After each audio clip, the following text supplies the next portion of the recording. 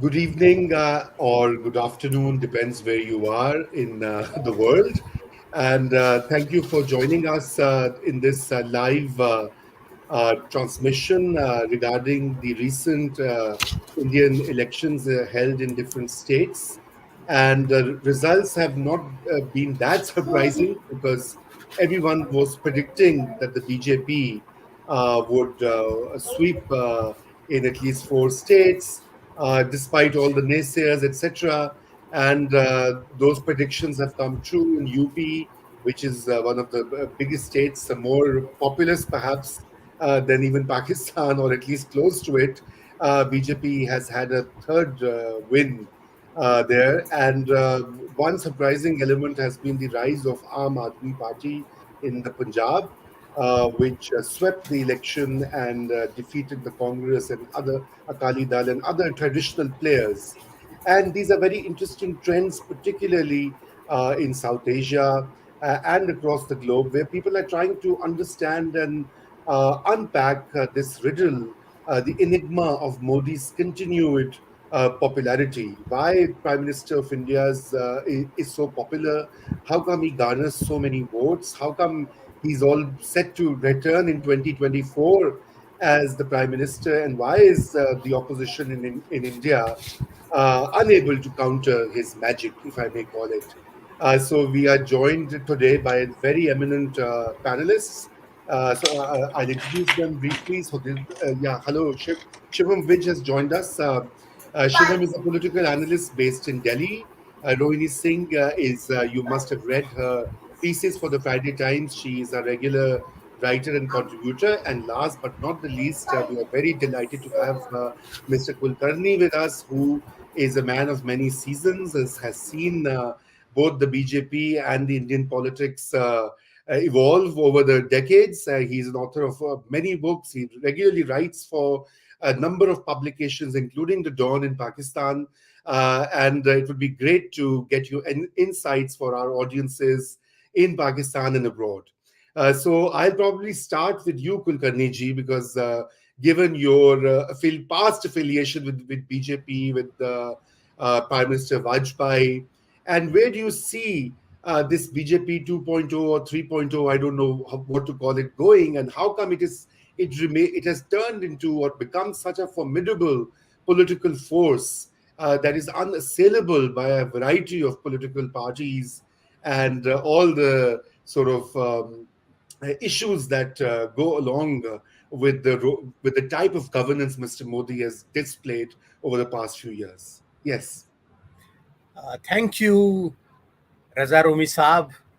It's great to be back on your channel after a fairly long time. I have great admiration for Naya Daur, and I use this opportunity, first of all, to greet all the viewers on the pious occasion of Shab-e Barat Thank and you. also Holi. Yes. Yes. So may this bring peace and happiness and togetherness, both in India and between India, Pakistan, and in South Asia as a whole. India has just concluded legislative assembly elections in 5 states, and I beg to differ with you that the results were expected, and the BJP was expected to win in 4 out of 5 states. It was not really a foregone conclusion. Hmm. I would say that at least in 3 states, the Congress has pulled defeat out of the jaws of victory. These are Goa, Uttarakhand, and Punjab. We'll come to these 3 states later. Then, of course, there is a small state, Manipur, in the northeast. But politically, the most important state is Uttar Pradesh. And here again, the victory of the BJP was not at all a certainty. There are several factors that have contributed to the BJP's victory. The Main challenger there was a regional party, Samajwadi Party, led by a young and fairly dynamic politician, Akhilesh Yadav. There was a fair degree of anti incumbency. 5 years of the rule of Yogi Adityanath, the Hindu monk who was the chief minister and who continues to be the chief minister of Uttar Pradesh, they had alienated a fairly large section of society in Uttar Pradesh, even though he also endeared himself to his core support base. So it was a keen contest. I happened to travel very extensively in Uttar Pradesh during the election campaign. Now, what contributed to the BJP's victory is, first of all, its success in polarizing the electorate on Hindu Muslim lines. This time it was not very overt, but nevertheless, a prolonged campaign to consolidate the Hindu votes by the BJP and especially by the very aggressive chief minister has helped the BJP. And he did not really hide his intention or his strategy. At the very beginning of the campaign, he said that this election is 80% versus 20%. As we all know, 20% of the population of Uttar Pradesh, which is the most populous state in India, nearly 250 million people, 20% of this population is Muslim. And here is the chief minister in a constitutional democracy, India, which is a secular democracy. He's saying that this election is 80% versus 20%, by thereby saying that Hindus must unite and defeat a party that depends, in his opinion, on Muslim votes. This was one big factor. Second factor, we all know that India went through a very traumatic period of COVID pandemic. The poor were hit the most. Yet somehow the BJP managed to provide a certain succor during these very difficult times by providing free ration, free food grains, and advertised this very widely, and that the poorest of the poor in Uttar Pradesh, and especially women, were influenced by this, and this contributed to the BJP's victory. Right. The third factor is that there was an impression created that Samajwadi Party, when it was in power, indulged in some, or at least promoted gundagardi. The law and order was advertised to be very bad those days, and Chief Minister Yogi Adityanath took some very harsh steps, one can say undemocratic steps, but nevertheless, they appealed to a section of the electorate that here is a chief minister who will create good law and order in the state. So I would say that these three factors contributed. Fourthly, we have seen only last year an election, in a very keenly fought election in West Bengal, which the BJP lost. Right. So we should not come to the conclusion that Narendra Modi is popular all over the country and he's a sure shot winner in state after state. Actually, with all the efforts put in by the BJP, by Prime Minister Modi himself, Mamata Banerjee, the chief minister of West Bengal, was able to defeat him very decisively. That's because she's a street fighter. And somehow, in Uttar Pradesh, the challenger Akhilesh Yadav started his campaign late, and he did not show that kind of aggressiveness that was seen in West Bengal, and this also was a factor. Now, lastly, I'll be very short.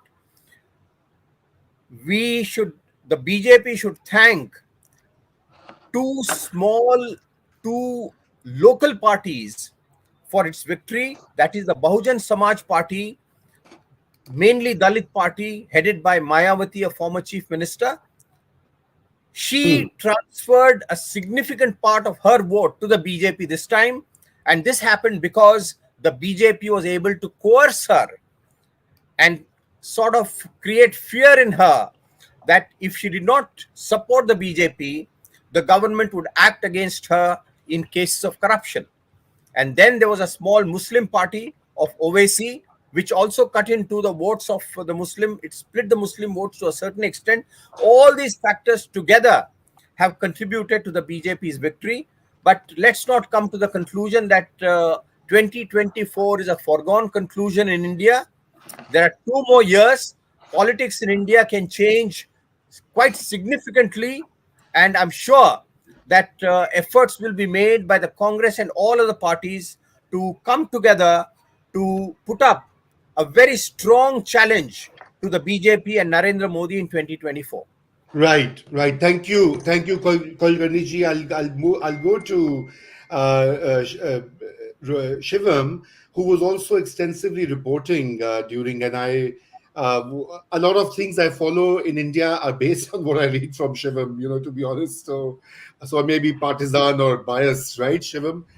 Some people are leaving comments. Why have you called him? He's very biased. Anyway, Shivam, your travels and your coverage of election, how far do you agree with Kulkarni ji, and what do you think were the driving factors towards BJP's success, uh, howsoever difficult it may have been to achieve? We just had elections. If you can hear me, I can Yeah. you hear me? First, please. Yes. Yeah, Yes.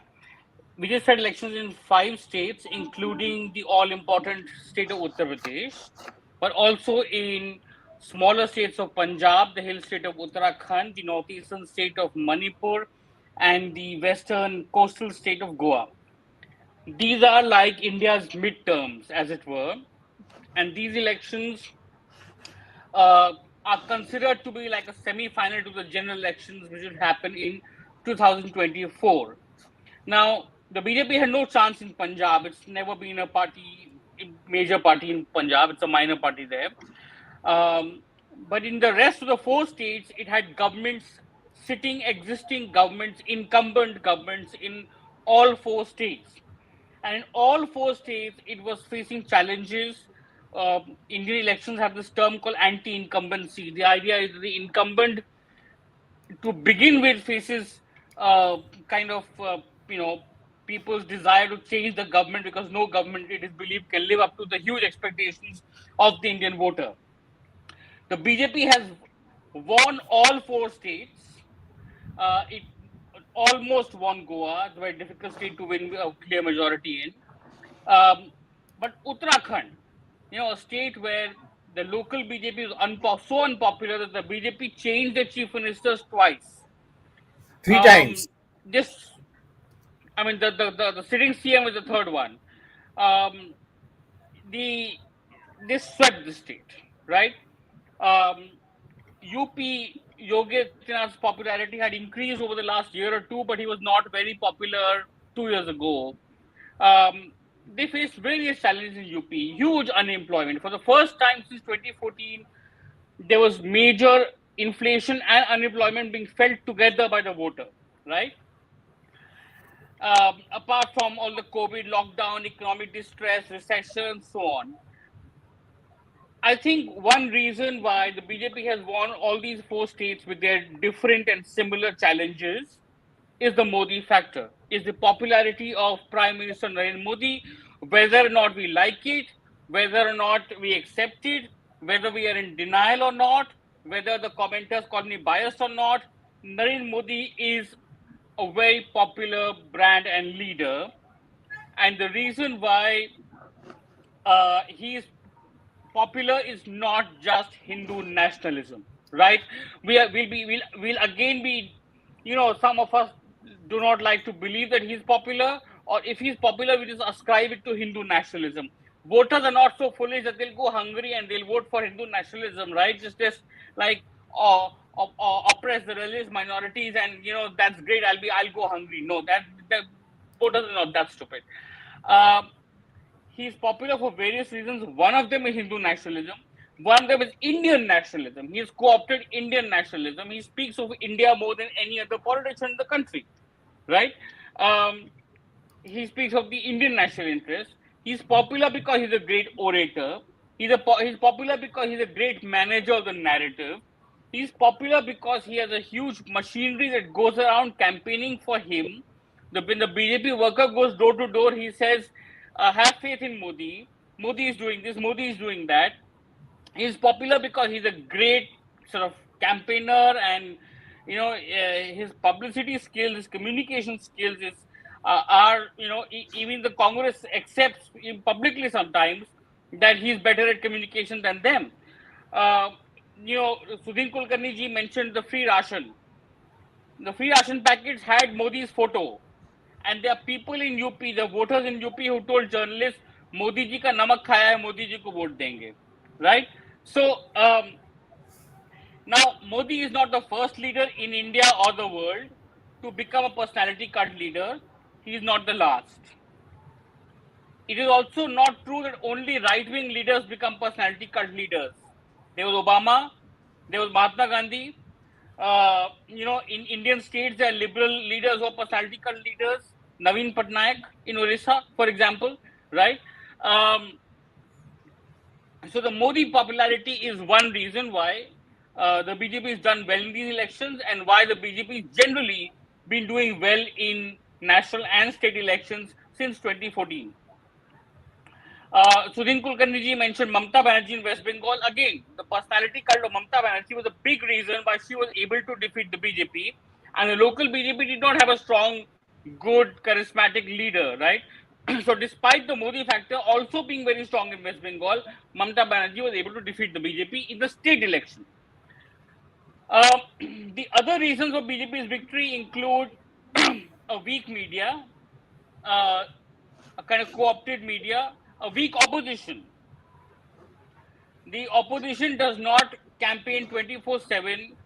I think the biggest difference between the BJP and the opposition is the daily campaigning. The opposition still thinks, like the pre-2014 era, that you need to campaign only when elections are very close.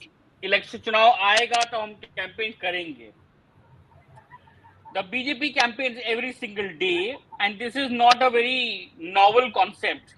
In American politics, for example, this concept has been around since 1980s, that you don't campaign just when elections are around the corner, you campaign all the time, every day. The concept in the US is called permanent campaigning. There are whole books written on permanent campaigning, right? But the opposition parties in India have not learned this yet. Part of the issue may be lack of hard work, maybe it's laziness, but I also think it's a conceptual problem where they do not understand the need for permanent campaign. So, I mean, I could go on giving the reasons, but I think I've given the two big main reasons, and I'll let other speakers take over. Yes, thank you, Shivam. Rohini, now it's your turn. So you've heard both Mr. Kulkarni and Shivam Vij, and the kind of factors they've outlined. So, what is your take? See, I'll agree partly with both and disagree partly with both of them. See, faith and food, that led to the victory of BJP in Uttar Pradesh, that nobody can deny. As Shivam also said, ration, Modi ji ka namak, all this went around and people voted. And that faith in Yogi Adityanath, that the cult that they tried to create, the Hinduism, the Hindu cult that they talk about. So all that worked in favor of the BJP. Again, to as Kulkarni have mentioned about OBC votes and the Mayawati votes. See, this is not something which has happened in this election. This was post Mandal. All these regional parties, like for the Yadavs, the OBCs, the SC/STs, came up with their own. People started voting and for their own regional parties, regional aspirations. So now, this Modi government has this is a campaign that the RSS has been running for the past 10 years or so, where you are trying to tell everyone that Dalit is a Hindu, आप हिंदू हैं और आपको मुसलमान से खतरा है. So that narrative has gone down very well with the people. So of course, Mayawati being told to sit in the corner for whatever reasons, being blackmailed or whatever we may say, has been there. But to accept it that this vote had started shifting even earlier, much before this election, and it was seen in the previous elections as well. And of course, there's as Shivam said, people have made an emotional investment in Modi. So no matter the local leader is popular, not popular, people are upset, not happy with the local candidate, but they will vote for Modi ji. So that is the kind of following that he enjoys. And until the time we really have somebody to match up to his popularity, we don't see Rahul Gandhi getting there anytime soon. Aam Aadmi Party is still too far for being a threat. We have people at the region, as in Mamta Banerjee, or down south you have parties leaders who have been good regional players and who have dominated that political space. But in the national, coming to the national front, till the time there is a face who can counter Modi and can be as popular as Modi, this Modi factor or this BJP factor will continue to be. Right. So I would like to take this opportunity, Rohini, to ask you one more thing about this factor of more women voting for BJP than men in UP. I was really startled by this fact. So can you elaborate that a bit? I mean, is it because of the ration and the food distribution schemes, or is it the cult of Mr. Modi? What is going on? So Yeah, ration is one, of course, and the others also mentioned the same thing, because the fact that this packet that reaches home, it is the woman who kind of attends to the ration. So when she sees a Modi photo on it and a lotus on that, so you kind of start immediately associating with it कि हमने मोदी जी का नमक खाया. This entire thing of Modi ji ka namak khaya ran for a very long time during the campaign time. And the other thing was the safety issue, that the safety of women, law and order, which this whole thing, the other panelists also mentioned, the BJP ran this whole campaign, whole campaign of now we are safe because Yogi is there. It is not those lal topi wala times where you would feel unsafe in the city. So that has actually worked, or clicked with the women, or the young women who would go out to offices on scooties or would drive independently at after 7 in the evening. So so whether it really is there on ground or not, but that perception has been built very well, and that has gone down with them. So despite the fact that Priyanka Gandhi went on to lead her campaign ladki hu lad sakti hu in Uttar Pradesh, she could get lot of she could gather that crowd, but it didn't translate into votes. She did not get the right, vote that should get for that. So right. the vote ultimately went to the BJP. Right, right. So Kulkarni ji, yeah, picking on these pointers, you heard both of them. I mean, Congress obviously seems to be routed in so many parts. I mean, much they try and revive it, with Rahul Gandhi, Priyanka Gandhi, and there's always a farce. Every election they lose, they fire, everybody resigns, and then the party committee or meeting rejects all the resignations. So obviously, with no major opposition party of a national stature, BJP is poised to do better than others. I mean, would you agree with this view, or because I mean, who is the opposition to Modi? That's a big question. You're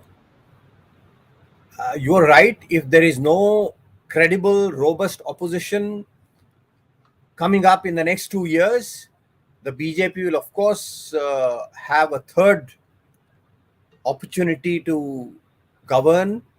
But as I said before, 2 years is a long time. Anti-incumbency is not just something that operates at the state level.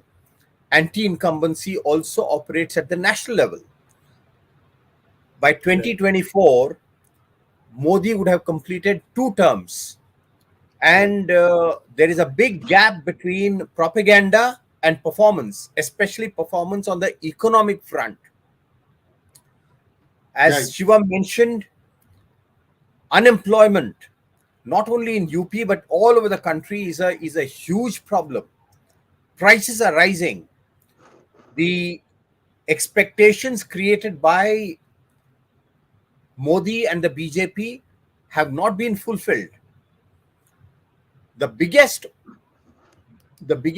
factor going for Modi and BJP is a weak opposition, a divided opposition. And particularly the crisis that is continuing in the Congress party, the oldest party in India and the party that has governed India for the longest period. It is going through a crisis. But let's not come to the conclusion that India has become, or India is going to become, Congress Mukt. Hmm. To translate it to your Pakistani viewers, Yeah. free of Congress. This is what the BJP has been saying, that we are going to make India free of Congress. That's not going to happen. Congress is bound to revive and come up. How soon and how is a big question. Infighting in the Congress party is the biggest debilitating factor. And that's why it lost in the hilly state of Uttarakhand, it lost in Punjab, and it also lost in in Goa. But I foresee in the coming 2 years strong efforts made to bring all the regional parties along with the Congress on a common platform. And if that is done with a certain credibility, I'm sure that there will be a challenge to the BJP in 2024. As I Right. said, 2 years is a long time in politics. So let's not come to any hasty conclusion that it's Modi once again. Right, right. Okay. So Shivam, let me come back to you about, so, there are certain characteristics of Mr. Modi's style of governance. Some of them, they are widely now being reported, whether how how the media is treated or thought of, anyone who opposes the BJP line is not very welcome, or how the judiciary has also been pretty much backing a lot of actions and decisions taken by the government. How we saw in many cases legislation also is done instantly and quickly. So I mean, these are some worrying aspects, and I'm not saying this because a lot of people like Pranap, Bhanu Mehta, and other commentators in India, they keep on alerting and alarming this threat to democracy, that Indian democracy's future is threatened. I want to know, as a young Indian, well, younger than me, not so young otherwise, but as a young Indian journalist, writer, and thinker, what do you think? I mean, is democracy really under a threat? And if so, what can be done to reverse it? I mean, is there enough civil society pressure on the traditional power structures to revive the kind of spirit of Indian secular constitution? You muted, Shivam, so can you unmute yourself, please? Yeah. Yeah, can you hear me now? Yes, yes. So I think Indian democracy is under stress. I won't say threat, I would say stress.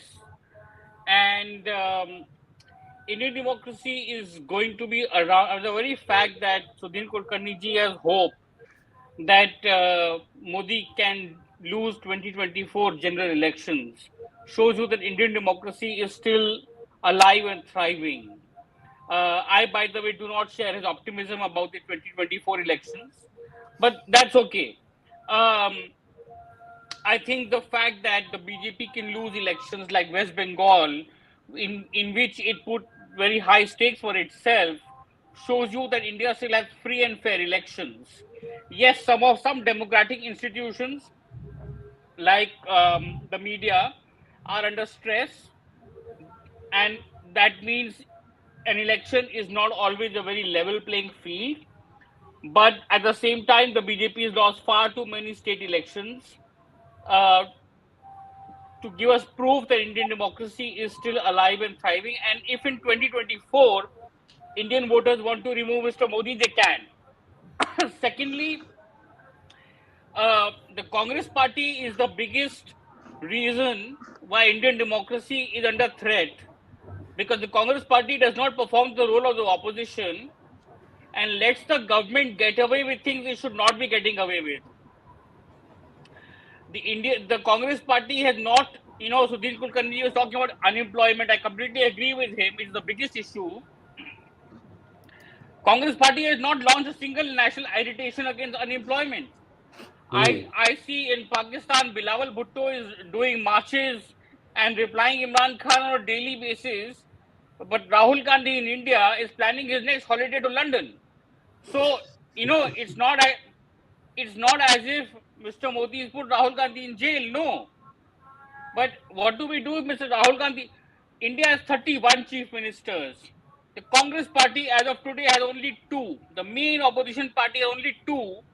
The regional parties are doing a much better job of beating and defeating the BJP and making Indian democracy vibrant. But Congress has two, and it is possible that by 2024 general elections, Congress may have zero chief ministers.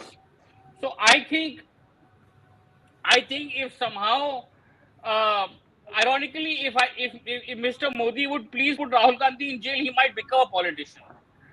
But he's not doing him that favor, and the Congress party is dying a slow death, and it's way too slow for someone else to replace it. But that's where we might come to your next question about Aam Aadmi Party. Yes, go ahead. No, no, talk about Aam Aadmi. I'm not saying that the Aam Aadmi Party is going to win 2024 or even become the main challenge. These processes are slow, but the Aam Aadmi Party victory in Punjab is a historic moment, and that's again an objective fact, regardless of whether we love Aam Aadmi Party or hate Aam Aadmi Party. Until now, until a few days ago, only two parties had more than one chief minister, BJP and Congress. Parties which are one CM parties, whether they're in UP or Tamil Nadu, east or west or north or south, they're unable to grow out of their home state, their home turf. Aam Aadmi Party now has two states, Delhi and Punjab, two chief ministers, Arvind Kejriwal and Bhagwant Mann. That itself gives the Aam Aadmi Party a national presence, a national leg up. Aam Aadmi Party is now going very strongly to try in other states. I don't think it will succeed by 2024 in becoming a major challenge to the BJP, but it might succeed in replacing the Congress and, at least at the perception level, appearing to be the main challenger to BJP instead of the Congress. Right, right. Okay, thank you. Thank you. So, Rohini, same question to you about the stress that Shivam said, and I said threat to Indian democracy. And you write very extensively. You write about these trends and about the situation of minorities, etc. All the other features that, historically, you see, for Pakistanis, it is a little bit of a, I don't know how to put it. It's a very strange situation. A lot of liberals and left-leaning people in Pakistan used to look up to Indian constitution and secular structure. But in the last 1 to 2 decades, things have reversed so much that it's like it's a totally different perception now. So, how far you think that this a lot of Indian commentators say that the Indian democracy's future is very uncertain now. Do you agree with such a strong analysis or statements? I'll pick up a little from what the other two panelists had said. First, about the Congress, as Shivam was mentioning, the BJP works round the clock, which is true. Congress is like an office, 9 to 5. After that, then they go off. Now they have their own life. But BJP, and especially with this RSS cadre backing them, which is because it's a cadre based party, so that is to their advantage, who goes door to door and says ki BJP ke liye, ki Modi ke liye vote karna hai. So that helps the BJP versus the Congress, because they work 24/7. They have no holidays. Unlike the Congress, where from everybody from the high command to the lowest man in the party will go on a vacation or will close his doors after 5 and say ki kal milte hain. So that's one. Second problem with the Congress is that Congress is a party without an ideology, which had been its advantage for all these years, but now it appears that it is becoming its weakness. Now people, the voter is actually looking at, one ideology or the other. So which the Congress lacks. It has never been a party which has a certain ideology which people will go with. So now in this absence of ideology and trying to cater to everyone becomes unhappy with the Congress. As Shivam said, they don't speak on issues. Even this issue of this hijab controversy that happened, Congress could not position itself. When it was about Article 370, Congress could not come out because there were differences within the party. So to just to keep the right, the left, and the center within the party happy, they end up not taking a position on the issues. And the public, the janta, the voter wants the party to like the Congress to have its say, its position on whatever the issue is. That is where the Congress lacks. That's why Rahul Gandhi cannot go out on the street and protest for things he should, because there is a section within his own party which might not agree with, and to keep everyone happy, they kind of end up being nowhere in the picture. The other important thing here is that, again, because the Congress now in the past few years has been trying to project itself like a Hindu party. They have again started going to the mandirs, whether it is Rahul Gandhi, Priyanka Gandhi, or whoever, not realizing that the Hindu voter has already found himself a party in the BJP. So this the staunch Hindu voter, which they are probably trying to kind of, hoping that they will start voting for the BJP, for the Congress, so because or they would look more Hindu. They have not got that Hindu vote, and their own vote, that the secular vote, which would vote for the Congress, was the Congress voter, has also drifted.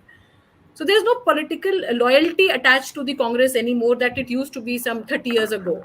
So that's where the problem with the Congress stand. Now you look at what Priyanka Gandhi did. She spent the entire campaign time in UP, where they were not even the first runners. There was an SP which was a bigger player. Instead, if she would have used that energy in the other four states, where at least they were party in the picture, they would have probably done a better job there than wasting all your energies in Uttar Pradesh, where you have been out of power for so long, and there is a Samajwadi party which is playing the lead opposition. You are not even the second in the state, and you're putting all your energies at the wrong place. So one always wonders who is guiding the Congress. What they did in Punjab, a stable chief minister, months before the election, the whole system was turned around.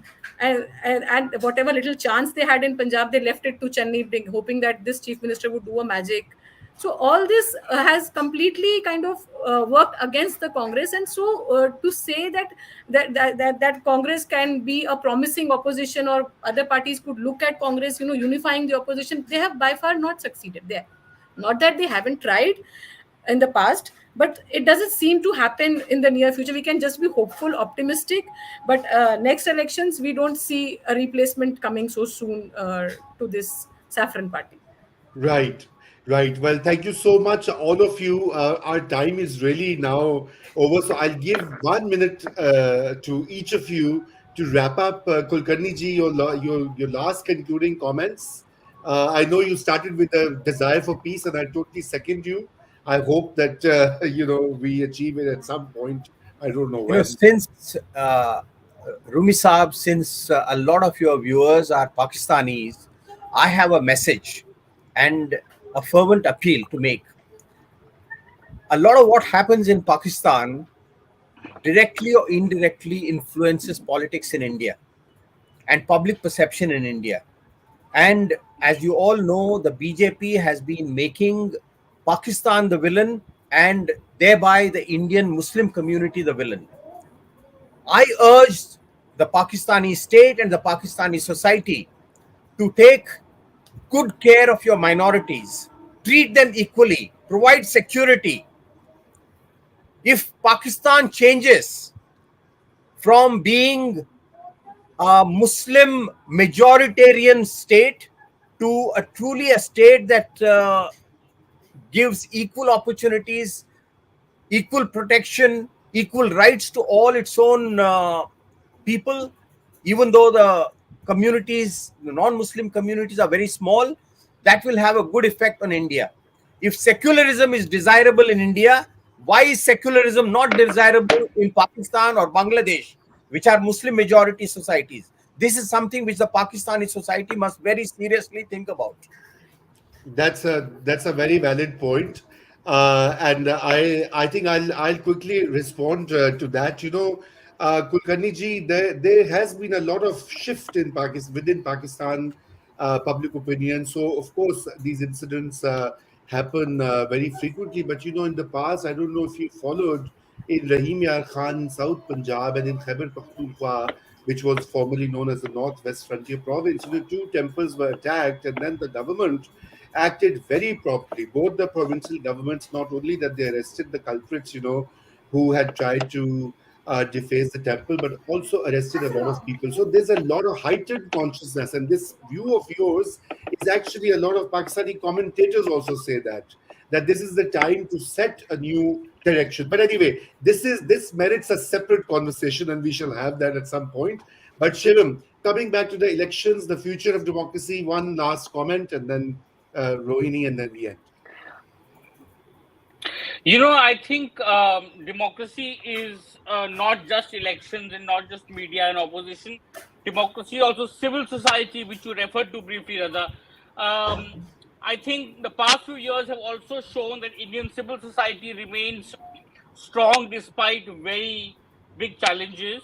The farmers' movement made the Modi government go back on the farm laws. Um, made Mr. Modi himself eat humble pie. Um, the anti-CAA movement, the Citizenship Amendment Act, the government had to put in cold storage after protests by Muslims and especially Muslim women across India, right? Similarly, early on in 2014, Mr. Modi had to go back on some land acquisition laws that farmers were not happy about. So civil society also remains strong. I think we're in a long phase in Indian democracy. In this long phase, it might seem like you have a one-party state, but actually a lot of churning is going on within Indian society. And this long phase will give way to another phase. There will be another world, there will be another era, there will be another leader, another party, because nothing is permanent. Nothing. Right. That's a sanguine comment. Okay, Rohini, your concluding comment. I agree with Shivam, and I strongly believe that we are a very secular, diverse democracy, and things like what is happening is something which has happened in the past, where we had a one-party system. Of course, it was not the supremacist kind of approach that we have now, but then things would turn. And another important thing that I would mention here is that when it comes to the numbers in the parliament, there are 140 seats in India which are taken care by the regional parties, where they would come to power. So it's just a question of 150 seats, which the Congress or the opposition together has to, bring out together to keep the extremism or the fascist away from the system.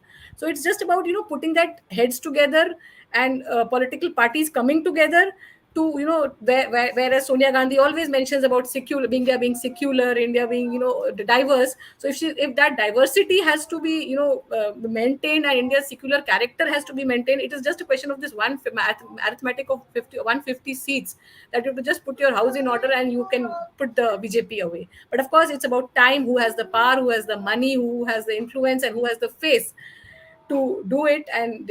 It's a phase. It might take 5 years, 10 years, but then the wheel churns and things might again get back to where it was. So with the example that we have been for the other countries of Southeast Asia, we would continue to be that. Okay, thank you, Rohini. Thank you, Shivam, and thank you, Kulkarni ji, for your time and your insights into the recent elections. I'm sure that there are many comments. Some of them are not very great, but I'm sure people will continue to see this your presentations and learn more about what is happening in India beyond the very sort of skin deep media reporting. Anyway, thank you, and I hope to have you again. Bye. Thank you. Thank you so Thank you. much. Thank you. Bye bye.